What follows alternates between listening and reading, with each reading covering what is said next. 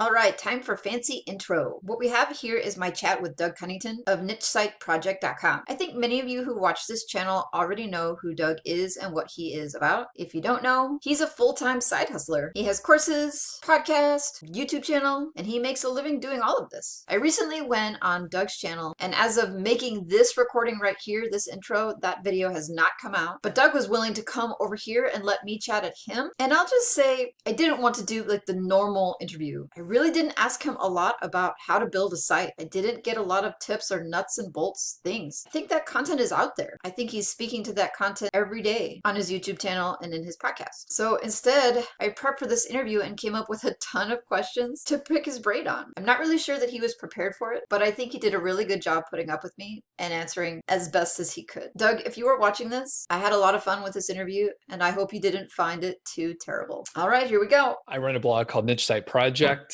and I started doing internet marketing about 7 years ago. And before that, I was a project manager for software companies doing management consulting. And I had a side hustle, got laid off, and then took the side hustle full time. So that's what I do now. All right, so full-time side hustler. All right. I've been talking to a lot of other full-time side hustlers lately, although they're not here all on the YouTube channel, and I just want to come right out with it. How, if any, impacts or issues or anything are you seeing as the result of what's going on globally with the coronavirus? So I try to detach myself from like watching the stats too much. So in general, I know that a couple of my sites are seeing declines in traffic over the past week or so. And I don't know when you're going to publish this, but there are ups and downs with like what's happening right now. So it's like mid-March timeframe. And a couple sites are actually increasing in traffic because of the subject matter, which is kind of relevant for coronavirus topics or prepping or survival or being at home and that sort of thing. So I've seen that as far as like niche site project. I think traffic is about the same as where it has been. Sure. And as a secondary sort of topic, I know that a lot of people are going to be like laid off. They're going to be at home. Longmont right now is generally locked down. Restaurants and dine in, I guess the dining rooms within restaurants are closed all in Colorado for like a month. So I'm pretty sure there's going to be a lot of hospitality workers that are going to be without work. I expect they may try to do some freelancing in the next few months because they're going to be at home. They will need to make some money. And I think they may get pushed online to try and figure out how to freelance. Sure. So are you expecting then to potentially see more students in your course and in your business? Gosh, I don't know. Maybe. I think the point of that is maybe so because, you know, people will be looking to learn how to do a side hustle when before perhaps they were a server or a bartender and now their restaurant is empty. Absolutely. I mean, I agree. I think there are going to be a lot of people online looking to find a different way to make money. And it, in some ways, it sort of legitimizes all of the other people who are already here and have been battling sort of the stigma of, you know, what you're doing online is like a scam. I mean, I think that's what all of my family and friends think that I'm doing is that I'm involved in a scam. Like you give any money to anyone online and, you know, that is a scam. And all of a sudden, maybe it's not such a scam. Maybe it's not such a bad thing and maybe not so scary. And I'm wondering if that's going to change sort of this feeling of what it is that we're doing. Perhaps, yeah. I mean, it'll be the news cycle is bananas right now. So I'm trying to not watch too much news and kind of not get sucked into the rabbit hole there. But yeah, I think once things, you know, taper down or whatever topics are covering on the news, like shift to, okay, now there's a lot of people without jobs. What are they doing? And it becomes part of the story as well. So are you actively then creating any content with that in mind, or is it just more business as usual, not going to stray, not going to divert, just keep moving forward? So far it's been BAU, but as I am processing all this stuff myself, I will probably reorient some of the content because I mean, I've been talking about the same stuff for several years, like a lot of people do. You try to reframe it, put different context around it, and this is a new context. Of course, I'm not trying to capitalize, but if it literally can be helpful for people, I mean, it's out there, but it may need to be reframed because a lot of my content is really, it's more advanced. People don't show up on my site until they've seen some of the basics elsewhere, and then they may show up on my YouTube channel on Niche Site Project. But yeah, I may try to do some live streams and see, what people are chattering about. And I have some topic areas that are slightly outside the make money online, like that pure area. Sure. So I think some of those other areas could be interesting. So, Doug, from what I know from having watched your channel and a lot of your content and speaking with you, I mean, I've consumed a lot of your content, I will just say. And so Thanks. far, from what I've seen, you go out of your way not to share general numbers as far as earnings. So I'm not going to ask about that, but I was wondering if you could speak to it all. Any noticeable changes in conversions on Amazon or any other affiliate program in the last couple of weeks as the news cycle has progressed? Kind of what I mentioned before. So a couple sites are kind of primed for this kind of news. Yeah. So those conversions have gone up, and then others have, dropped by, 10 to 20% roughly.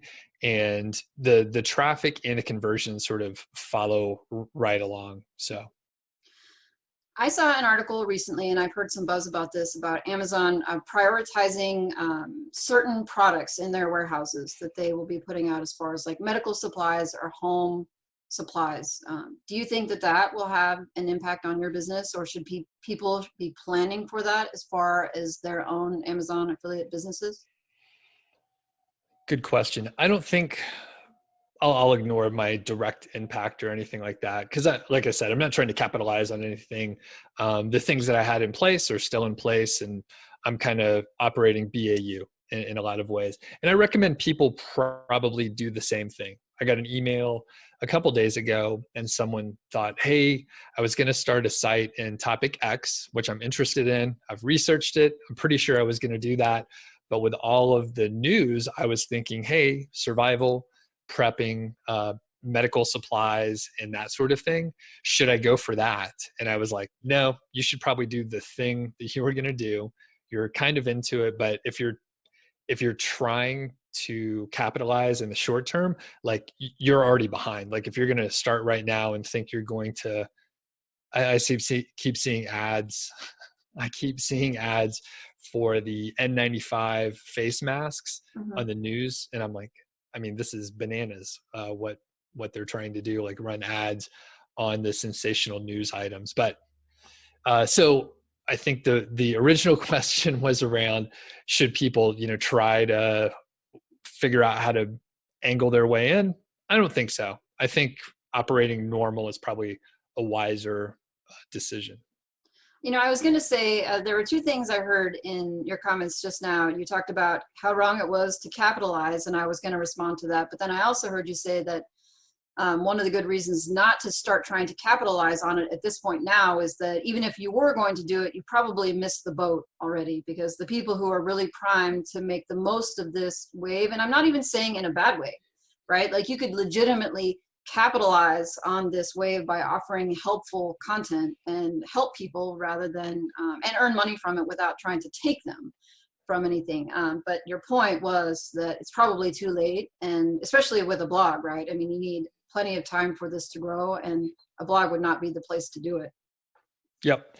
And I mean, when I first started my affiliate sites or learning about anything online, Survival Life was a huge case study out there by, gosh, what's the name of that company? They're out of Austin. Uh, I've Ryan done. Dice. Shoot, I forget. It's Digital Marketer. Oh. Digital Marketer, right? So it's Okay. like the most basic name. So Digital Marketer, they were running Survival Life. Huge. I don't remember when they started it, but it was years ago. It was making millions of dollars. Like they were already in place. They've been prepping and surviving for years. Like they've been crushing it for a long time. And there's many other sort of copycat sites, but viable in their own way. in the survival space. So they're already out there. And yeah, like if you if you're trying to catch up to people that have been doing it for years and they literally have a site called Digital Marketer, like you're behind. Yeah. You're definitely behind. But I mean, I think it could be interesting. Like I mentioned, I think more people may be looking to freelancing and making sure they have a side hustle in place. It's been a very popular topic. There's a lot of books about it in general right now. I think there's one called Side Hustle, right? I mean, there's tons of topics around it. So I think if you had something to layer on top and combine a couple ideas, that would work fine, but it would be a long-term goal for sure.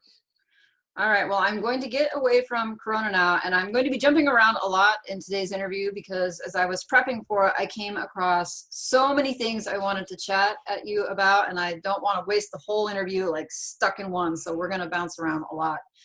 The next question is, what do you think that the top Amazon affiliates are doing better than everyone else? Like, what are the people who are earning the most doing better than the rest of us?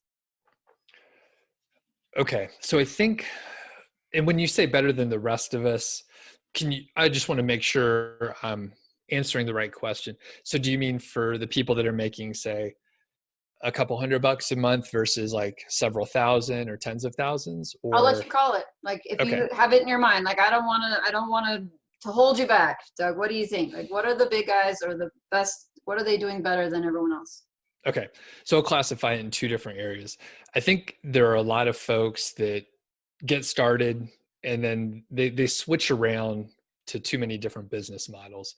So they may try to fold in Amazon affiliate marketing with some other info product marketing along with drop shipping. And they also want to do a podcast plus a YouTube channel. So they're kind of hopping around just a little too much and they never really figure out how to do anything right. So they make a mistake here and they make another one there and they're just making all these beginners mistakes. So they never like just work on something long enough for it to succeed, even a little bit. Because once you get a little momentum, then usually you'll be able to focus a little closer. Now, as far as the people that are like, say they're making a few $100s per month, but they can't quite cross over to like full-time revenue. Yeah. Probably, I think it's a matter of like executing long enough. So it's almost the same problem. People may start hitting a couple $100 a month and they're like, well, I better start that second site.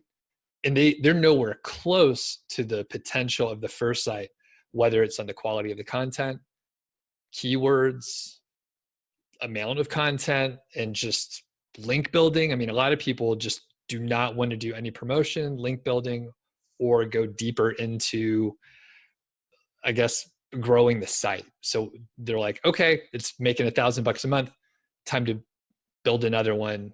And a lot of that effort on building another site or several other sites would be better spent. You get a better ROI if you hammer that first site a little bit harder. Just stick with it longer. So same problem, but you see it at sort of different plateau levels, I think. See, that's interesting because so much of what you said right there mirrors my own experience as a beginner in the first year of being, online, and then what seems to be working, which is just straight up relentless, being relentless and being persistent about things and not getting distracted because it is so easy to get distracted, like so easy. Yes. And you have marketers like myself sending you emails, case studies on stuff. And then you're like, oh, I better try this thing. And maybe it was a side little project that barely worked and people get pulled off their main idea of what they need to work on. And I'm guilty of it too. So, I mean, we're marketers. We try to sell stuff. That's what we do.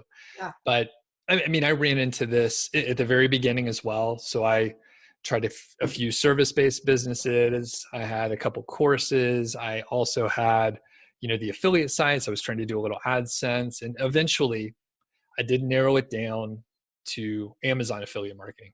Mhm. Pretty granular. When I got laid off, I wasn't making a full-time income at that point, but I had all these other things that I knew kind of worked. So I did the service-based stuff again. I tried to launch more sites. I had a few other things in play too. Some of them actually worked, but I hated doing that kind of work. So I decided I didn't want to do it.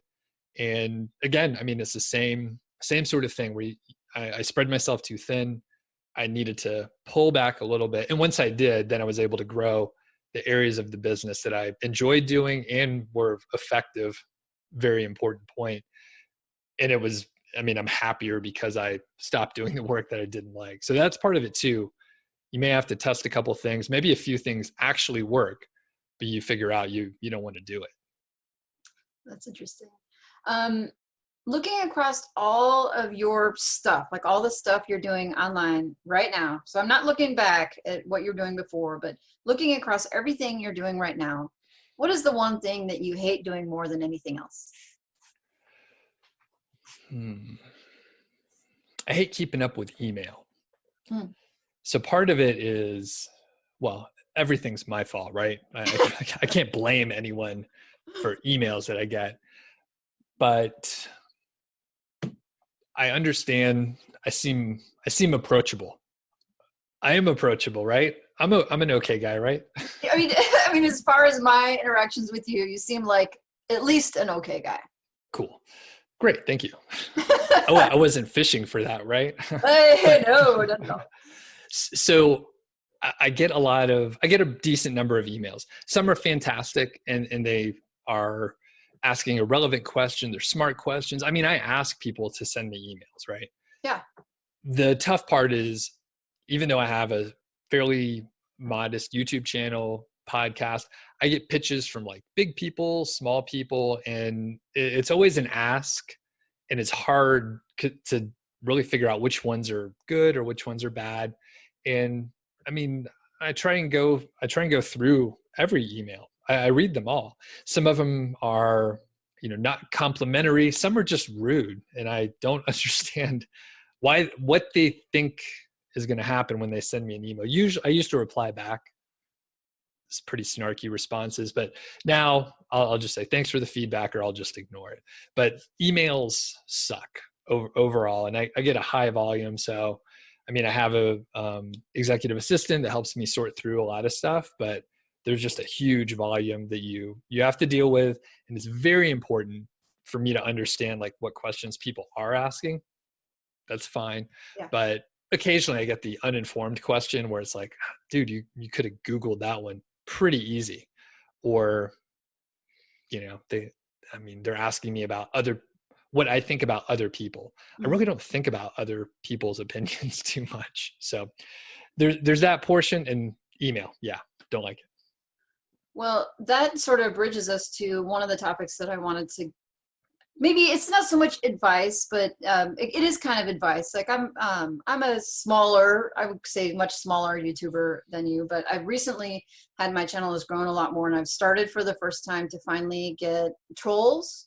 I've never had trolls before, and starting to get trolls, and just doing my research about you and your courses and your project, especially on Reddit. Like people feel on Reddit like they can share their positive and negative maybe experiences more than others. And I mean, some of them, people will just post whatever. I think it's because they're anonymous, right? Like their handle is XYZ451, and they feel like they can say things like, and I'm just going to read one that I found.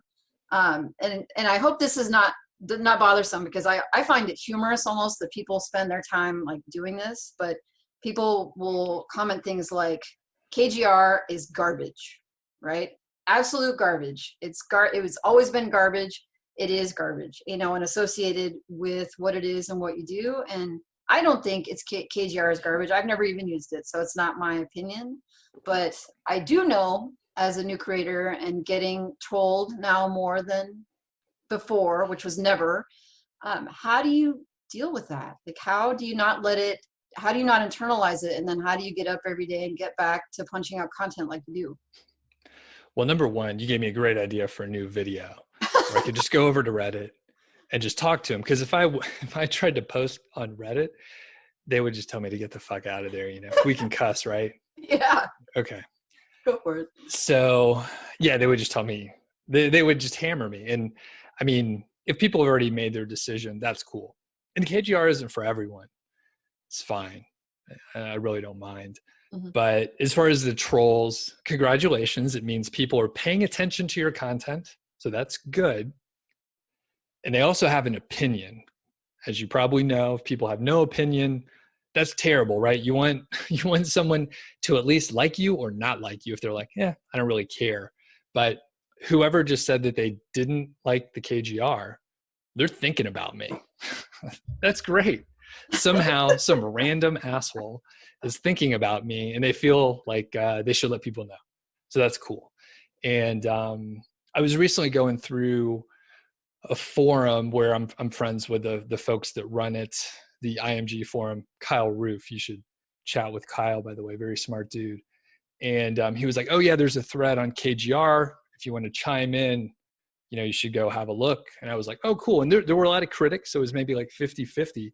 But Yeah. number one, it's great for me to get feedback where people are critics, and it's hard to get good negative feedback. So sometimes I try to peel away any sort of like personal issue they may have with me, and then see if there's any like valid points in there. Hmm. If I see the same thing over and over again, there may be an actual valid point. Maybe I can improve stuff. I'm not trying to win that person over, but I may be able to make it better in general. So Hmm. I'm looking for negative feedback, especially when it's a trend. The trend that I saw over at the IMG forum was people were like, either it's this idea has been around, or I think it's too basic and too easy. And then they said, what I would do instead is XYZ. And it was like I don't know, like a 6-step process with $100 per month tools, which is generally inaccessible, right? Those are going to be inaccessible by beginners. So KGR is really good for beginners who don't have access to expensive tools. If someone has been, doing SEO for like 10 years, I would not expect them to think that KGR is like groundbreaking. They're probably doing some form of that on their own. So in general, I think the trolls are interesting, and you just kind of have to, know if you're putting your opinion out, people are going to have an issue with it, and that's okay. It's great that some people don't like.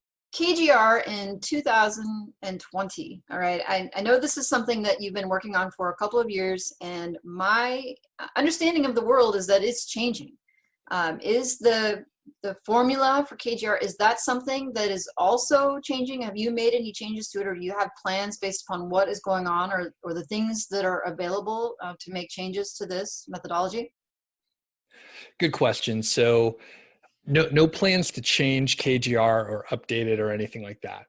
I have been contacted by students and other, I guess, users of the KGR about adding more factors and trying to make it more accurate, kind of what you're getting at, because more data is actually available. But part of the magic of why the KGR is usable and why people have found success is it's very specific and it's very simple. There's not that many factors. I could have put together a complicated formula where you take into account maybe the number of links to your website, the authority or domain rating of those links, maybe how much content, how old your site is. I mean, you can add, 15 other factors and maybe get a little more accurate, but I don't find that valuable. And then it makes it unusable because it's confusing and there's too many variables in there. So again, part of the magic is just a couple numbers, you plug it in, you get a value, and it aggregates a lot of different characteristics of the strength and competition and the other content out there. So that's why it works. So no plans on changing it. It would also mean that I would have to change like a lot of content that I've already created. So a lot of that's evergreen in my opinion. So unless, and I thought about creating a video on this, like what if all in title goes away and you cannot calculate it? Well, I mean, that's one of the 3 factors that are in that formula. So you kind of need that. So if all in title went away, then I don't know. We'll have to look at it then. But that's another video idea for me. I mean, these interviews are great to just come up with the video ideas. Well, I guess that segues then into the next question. The KGR, I think of it as like an invention. It's like a product, it's like a thing. Do you have any works for additional sort of works of art or other, I can think of inventions like, there Spencer Haas and Link Whisper, or any sort of SaaS type stuff. Like, do you have anything else in the pipeline where you think, okay, like the next big thing that I'm going to launch for my customers or my students or anything else? Nothing specific, no. I think actually we'll dive into the question a little bit too. So the a lot of the concepts of KGR had been talked about. They sort of fell out of favor as other tools were more popular, but all in title and some of the other, I guess, factors and variables have been around for a long time. It's like classic SEO from way back before I started. And the key thing, like I said before, is I simplified it, but I also added a name where people would think, oh, that's interesting. I mean, golden ratios in there. That sounds like it's something, right? But it's just a branding and marketing situation, which is like the only, I mean, it's really, really hard to make up a name and then get people to use it. And then like the troll over there or whoever it was over on Reddit who was like, it's garbage. I never used it, never will, blah, blah, blah. So like for someone to even have an opinion on it is cool. And it takes a long time for anyone to pay attention. And I literally talked about it for 2 years and a lot of people were saying, hey, it's garbage, don't even bother. And then slowly other people talked about it. And that's the only time something can take off. As far as software, it is my background to like run and launch and iterate and do like software, but I have kind of shied away from it. Part of it is the support aspect and the fact that if you do launch a software product, support and maintenance of the product is really important. And that would require a team of people. I like to have a pretty lean team. If you have a team of people, that's great. I mean, some people want to do that, but in my corporate gig, I grew big teams and hired a bunch of people and put together SOPs and did all this stuff. And I didn't love it. And it's really cool to not have people waiting for you to tell them what to do. It's great if you could just do whatever you want. And some days you're like, hey, I think I'm just going to go for a hike instead. That's even better than having a team of people working for you. Because I mean, I could hire support people, you could outsource it, blah, blah, blah. But I have low interest in that. And I'm in a fortunate position now where I don't feel like, hey, I have to launch a software product to make a lot of money. I maybe if there's something interesting going on and I don't have to hire a bunch of people, but in general, it doesn't sound super fun to me. Hours a day are you putting in general? It varies. I mean, I do like to work and I am interested in like creating things and doing stuff, not email, but other things. So I would say on average, it's about like 4 to 6 hours a day. But depending on what's going on, like before all the coronavirus stuff was going on, I was planning on moving homes, right? So that takes a lot of bandwidth, packing up, physically moving, and then I was going to do a talk in New York at a Google office, which would have been super cool Yeah. with Pubtelligence, the Ezoic conference that Ezoic puts on with Google. They partner up and do that. And then that was canceled. So I was planning on taking like 4 to 6 weeks off. And I did that last year as well. Leading up to a big vacation time frame, I'll work, 8 hours a day Sure.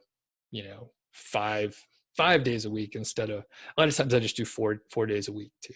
So Well, we're going to shift gears again, unsurprisingly. In a live video I did a couple of days ago, I just mentioned that I was going to come over here and that we were going to have this chat. And I asked if anybody had questions. And first of all, most of the people, instead of leaving me a question, just said, that guy's awesome. That'll be super great, whatever. But there were a couple of questions, and I'm going to call out the people who asked them. Darren, who's actually doing the content challenge, because we're doing like a monthly sort of accountability group.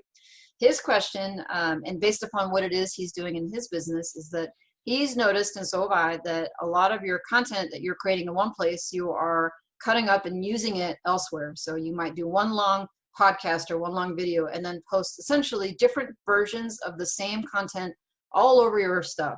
And his question was, is there any risk as far as the duplicative, I can't even say the word, duplicative content? I mean, is there any risk of harm to your business in doing that, do you think? I don't know. A lot of this is just a test. So one great thing is I've very slowly branched out the platform. So it started on the blog and then moved over to YouTube, and now there's a podcast. So potentially, yes, there could be some cannibalization. I'm not sure what the overall risk is, but I'm not trying to grow my YouTube channel huge. I make very little money from it. I probably could be a little more strategic, I think, as far as like trying to pull in newer people, because I know some other channels are, I guess, more entertaining, which is super important on a format like YouTube. They're more entertaining, they're growing faster, and I don't watch all the content out there, but I'm told my content is more in depth, more helpful. It's better than a lot of paid courses, just the free stuff. Mm-hmm. And I know people are successful with just the free content that I put out. So I think there could be some risk, but since I'm not reliant on YouTube, I don't even care. So I do know that some people love the long interviews and other people like the short clips. So if they don't have 90 minutes to watch our interview that we did, I just mastered it the other day, by the way. It's very long. So if they don't have 90 minutes, they can watch the 8-minute segments and catch up and figure out like, hey, I do want to check out Amelia's channel. So I gotta tell you, I'm super nervous about it coming out. I don't know why. yeah, it's coming Probably up because it's soon. my first one going on someone else's channel. I've only brought people to mine. I've never gone out. This will be the first time. It'll be exciting. Yeah. Another question from Paul. Paul wants to know, he says, what effort, blogging, YouTube, your podcast, which of these things is helping you grow your business the most? The tracking is really hard overall. So I think they really have to work together. So number one, I know that YouTube does bring a lot more trust as far as people trusting me and wanting to consume more content. And for them to sign up for my email list, which is kind of the main metric that I look at, they need to go to the blog. So it's my job to get people roped in and interested enough on the YouTube side to head over to the blog, sign up for the email list, and then I can do the marketing that we talked about earlier. So that is the big thing. So if I had to say like what's the most important part, I think probably the blog. However, one of the reasons why I went big on YouTube starting in 2016 or so, like the end of 2016, really 2017, starting in that first quarter, is I went to my metrics on the blog and I realized traffic coming from YouTube converted to the email list at a 5x, Wow. huge amount, 5x any other traffic from all other sources. So I was like, I need to spend more time on YouTube. And I mean, I wish I would have done it 2 years sooner. It would have been fantastic. But I mean, I see other people now who maybe had a big podcast, they have a huge blog, they have a fantastic business over there. And they're like, I need to go do more stuff on YouTube. This jackass Doug is able to do it with his bullshit content. He's just regurgitating the same stuff. I mean, was it who asked the last question? Paul. Paul, or the previous one about Darren. repurposing content. Darren, yeah. Darren. So, I mean, I'm literally publishing the exact same stuff multiple times, and I mean, I think it's okay. So, anyway, they all work together. I do enjoy the long form nature of the podcast without having to like see the metrics on the other side, right? So on YouTube, we will publish your hour and 40-minute interview. Oh my There's God. there's going to be a handful of people that watch the whole thing, right? They're going to watch the whole thing, but most people are going to watch about 12 minutes. Mm-hmm. They're only going to watch 10% of it. But on the podcast, a lot of times people are commuting in their car, they're doing yard work or hanging out, just walking, working out, whatever, and they're listening to 100% of it, and sometimes listening a second time. So I know it happens on YouTube a little bit, but you a lot of people just watch for like a minute or two and then they bounce. So Can you share any metrics about how your podcast is doing? I mean, as far as downloads, like I literally know nothing about how well you feel like your podcast is performing. yeah, this is just from memory. So I think within the first couple weeks, each episode gets a couple hundred downloads or so. I don't know if that's good or bad. Happy. Yeah, because I have friends that are getting 80,000 downloads per episode or 100,000 Oh my God. per episode after 6 weeks, which I guess that's like the normal metric. So, some are better than others, but yeah, it seems fine. The cool part is the podcast listeners are a more engaged audience many times. There's a lot of overlap, by the way. People are listening to the podcast, reading the blog, and they're on YouTube, and they watch all of it, which is great. Those are the best people. Perfect. Yeah, thank you. That's totally me. I multiple platforms. And that's what I did with when I was really into certain, I guess, influencers. So I would Consuming listen. when you were in the Yeah. consuming mode. Yeah. When I was consuming a ton of content, I was on every single platform I'd watch and check out everything that I possibly could. So I definitely get that. And well, what was the question? I was asking originally, I said, ultimately it's like, how is your podcast doing? And I asked about any metrics that you were willing to share. Sure. So that's about all I know. And I know a few other folks who they have podcasts that are getting fewer downloads than mine. So it's a mixed bag. And I think, the topic areas are interesting. And I realize as I'm progressing through making money online and affiliate marketing is like a really small area of make money online, which is a pretty small niche overall. Mm-hmm. When you look at everything else, it doesn't feel like it. And I know some people consume, content across many different channels and platforms and different people and influencers. And it seems huge and it's very big. I mean, I don't even know half the people that folks refer to me and they're like, hey, have you heard of so-and-so? And I haven't. So it is kind of big, but at the same time, like there's some much bigger areas, and I'm definitely interested in expanding like some of the topics that I talk about.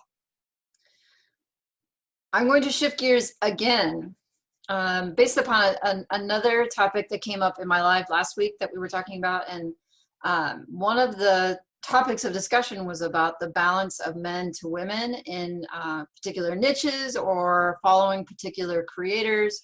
And I was wondering if you had any metrics as far as the balance of men who follow you versus women or who are students in your course. I'm just really curious about that. So I don't pay too much attention, but I know because YouTube has very strong metrics, and I check them maybe once a quarter or something like that. I think it's about 90-ish% male from what I see on the YouTube side. And then I haven't run the numbers ever on like my course sales or anything like that, but it seems like there's more than 10% of my students that are female. So I think there may be a higher portion of actual customers that pan out. Not 100% sure, but just I think it's a little bit more than 10%. So do you have any thoughts about why it is your audience on YouTube is 90% male? I think a lot of my audience is they're from the IT industry. Is because that's where I came from. So they're professionals of some kind, usually IT, And a lot of times IT folks are male. So I have a feeling that's part of it. And yeah, do you have any theories on it? Oh, I just think that we tend to follow people that are like us. And it's not a matter of men versus women being better or not. It's just that we tend to gravitate towards people that we can relate to. And it makes sense that most of us, like a middle-aged woman, would probably relate to other people similar age, similar backgrounds, and be less likely to want to follow or engage with an 18-year-old person of another gender. I mean, that makes sense to me. But then it just seems like there are a lot of creators who have sort of their audience, but they have a product or a service that if they could find a way to break out of that mold of just having the people who are like them follow them, that there would be so much opportunity there. And that's sort of where it came up, just not for the sake of equalizing the sexes, just for the sake of equality, but because it's an opportunity, and whether or not that's something that is even on your mind at all. Yeah, I thought about that a little bit because I know a lot of the stuff that I teach would be perfect for mom blogger Sure. types. Sure. And actually, I do know a few of my students had parenting type blogs and like absolutely changed their business in the matter of like a month or two Yeah. just by refocusing the kind of content that they were writing. So I know it would connect really well. And I haven't gone like deep to figure out how to hop over there, but I do know one route which I was kind of starting to do this year, and that would be to speak at conferences. Mm-hmm. And if I could speak at one or two, I realized that I could probably speak at a lot more. And being able to talk about certain topics and reframe it for the right audience, well, that changes a lot of things. And I guess I was going to say like travel blogs, although the travel industry is probably going to be decimated in the next few months, but I think there's a lot of opportunity, and it'll be a matter of me like getting out there. And again, I think speaking will be a good way for me to like cut through a lot of because if I just tried to email folks that were influencers in those areas, Mm-hmm. they probably would be like, this is kind of a sleazy marketer guy. But if I go do a talk, well, I'm standing on stage with them, and they will probably, I mean, we'll probably be able to just have an open conversation. They'll see I'm not a jerk, and then perhaps we could work together. They could refer some folks my way, and I could do the same for them. Yeah, it just seems like there's a lot of room for collaborations because, like you said, there are a lot of mom bloggers out there who are just killing it, like just destroying it. But it's very seldom that you see them popping up in the YouTube content. Just in general, like I almost never see mom bloggers popping up on some of the major channels that are like your channel. Like I don't know that I've ever seen primarily mom bloggers, some of these moms that are blogging primarily about kids and household finances and the rest. And that is just a curious thing to me because of their successes. Well, if you know anyone, let me know, because I would definitely have them on. But yeah, I think in a lot of ways it's like the same kind of audience, the same sort of topics, but it's like we follow different folks. So I know I don't know the demographics of like smart passive income and the listeners over there, but I have a feeling there's a lot more females that listen to Pat Flynn than would watch my stuff. I mean, he's a family man, seems more respectable than myself. So perhaps that's why. I mean, I get it. Why would he be more respectable than you? Like what's not respectable about you? Well, I mean, I have an episode where I talk about weed. It's like the recreation weed episode. And he's talking about like hanging out with his family and like doing good for the world. That's true. That's true. That's true. Yeah. So, I mean, I could, to each their own. Pat Certainly. Flynn's fantastic, but yeah, I understand why some people would just maybe not want to listen to me. Well, I'm just going to say I've been following your content for a while, and it never occurred to me to think of you as like the weed dude. Oh, thanks. Yeah. And I mean, well, you should check out the episode if you haven't listened to it, but I yeah, will. I was never a weed dude, but, like in Oregon, well, you have kids, so you got to be more responsible. I get that. I have no kids. And You could just go to the dispensary here in Colorado or in Oregon, and you can get edibles, and you know exactly what you're taking versus, back in the day, you didn't know what you were consuming at all. And I was inexperienced and didn't know what I was doing. So anyway. All right, gear shift. This topic has come up a couple of times in interviews and talks that I've done recently about sort of the ethics of content creators in posting articles on their websites involving products or services that they have never used, would never use, and just won't have. I mean, it's almost like misrepresentative of the actual content. I mean, as far as ethics moving forward, is this the right thing for people to be doing? I know people widely do it. And could there in the future be any sort of movement by affiliate programs or even the FTC in stopping this type of content? I can't comment on the FTC. I have two examples for you. So, one, I think there's value in providing someone a curated list. So, Agreed. let's think about the time that I needed to get an external hard drive. I went over to Amazon, typed in external hard drive, and there were like 12,000 results or 120,000. It was unusable. Some were old, some were no good. I was looking for something specific for traveling. I was going to live in my backpack while I was going on a long road trip. I needed like a list of 3. Mm-hmm. That's all. I can't deal with 12,000 results. So if you can curate it and provide a little information, maybe it's best external hard drive for a road trip or travelers or whatever, that's great. Now, the other example is when, let's say, Apple is going to put out a new iPhone. They release the specs. And then all of a sudden you see all these reviews on YouTube. And I know those people, they don't have a copy of it yet. They don't have the advanced copy. They're just talking about the specs and their commentary. So that's okay. And I think that's valid. People are excited. I think you could apply the same lens. It's not exactly the same, but you can still provide value by consolidating information for people. But do you think that there will ever be any sort of movement by Amazon or affiliate programs to crack down on content produced by people who don't have the product, who've never used the product, and would never buy it? I don't know. I don't think so. I think that would be really hard to enforce. Why not? Why? Why don't you think that affiliate programs would care if their affiliates are making content which is basically full of lies? So, hold on. Are you saying So like the people, content is full of lies, or they just don't have the product? They've never used the product. So there are a lot of people who create content to recommend that people buy products, say, look at this widget of mine. This widget is amazing. This widget will allow you to do all of these things. I have used this widget. I love this widget. And go to Amazon and purchase it for $29.99, even though they don't and they can't and they won't.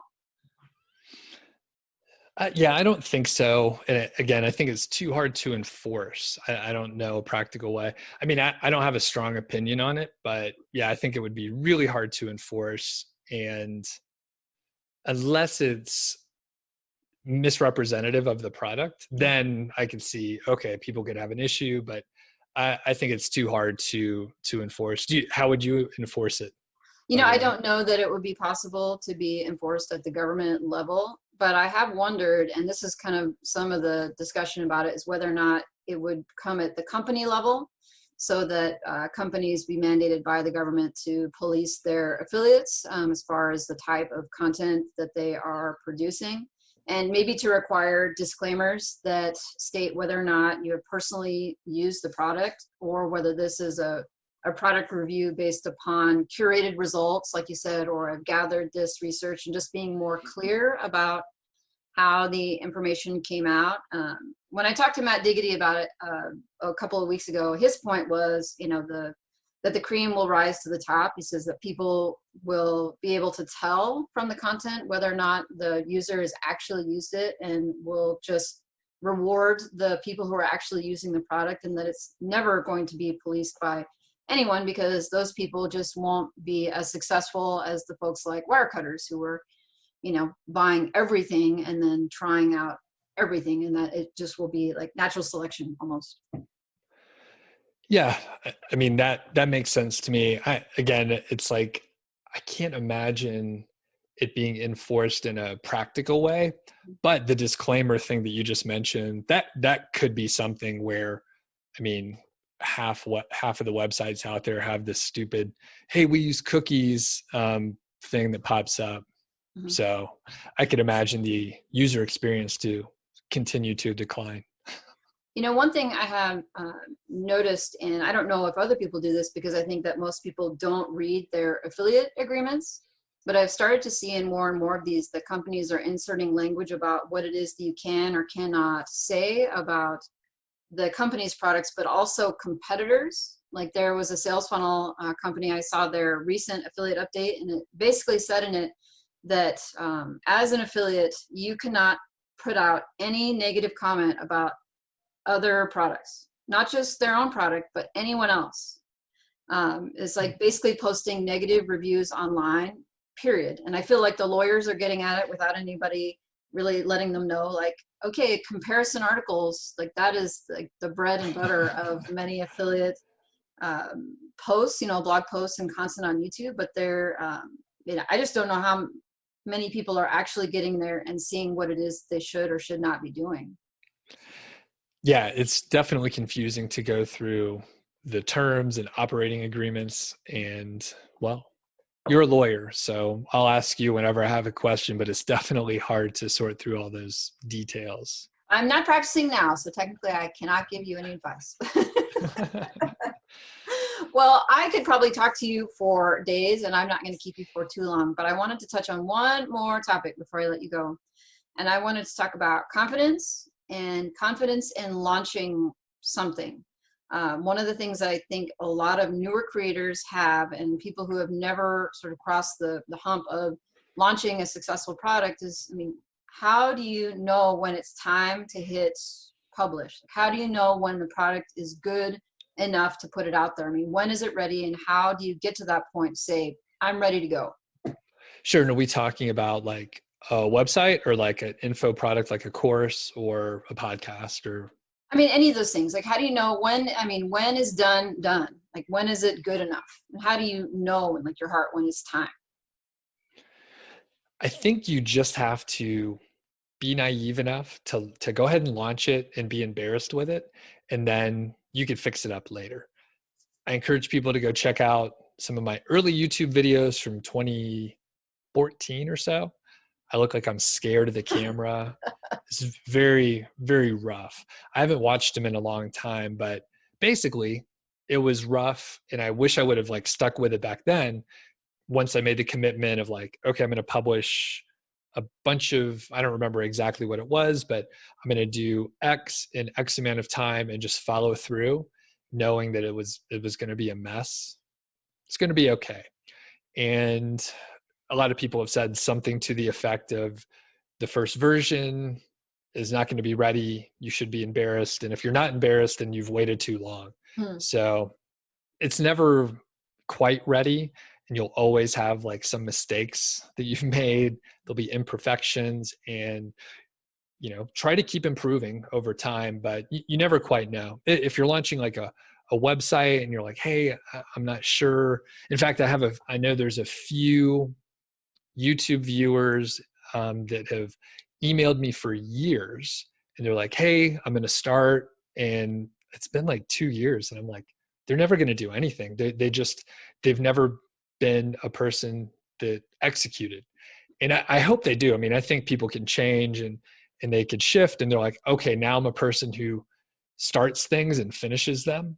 And it's really important to finish it. People can start a ton of things, but super important to finish. So I think you should figure out what you want to do, whether it's, YouTube or a podcast or a website or a software product or whatever. Just pick it and create a plan, follow through, try to get better along the way. And usually, right, you're going to fuck up a little bit along the way, but you'll progress, and your point of view when you're 3 months in will be much different than where you were. And if you don't do that work and make those mistakes, you won't have that new point of view. Awesome. Well, before we wrap up, then, I just want to give you a chance for you to let everybody know where they can find you, plug anything that you're working on. Like, this is your chance, basically, because I appreciate you so much for coming here. Just what is it that we should know about you? And is there anything you are working on that my viewers should go and check out? Yep. So go, if you're watching a YouTube video, then you like YouTube, go to my YouTube channel. There will be a link in the description, I am sure. Yes, definitely. And watch a few videos. People like the success stories quite a lot. You'll probably recognize some people that have made the rounds in different YouTube channels, podcasts, Facebook groups, and so on. And if you like podcasts as well, check out my show. It's called Doug Show. Amelia has a very long episode over there. The link will be And in the comments. and then finally, when you really want to connect and you're ready to get started, and if you're into Amazon affiliate sites, nichesiteproject.com. You can sign up for the email list. I give you all my templates, all the stuff that I have, all the systems, and I send you emails to get you to check out some cool videos, some cool blog posts, and just get you engaged with the content. So a lot of free stuff out there. That's awesome. Well, anything else, Doug? Or are we wrapping up? Thanks. Yeah, thanks for coming on. Hopefully, we'll be able to have you back sometime. Definitely.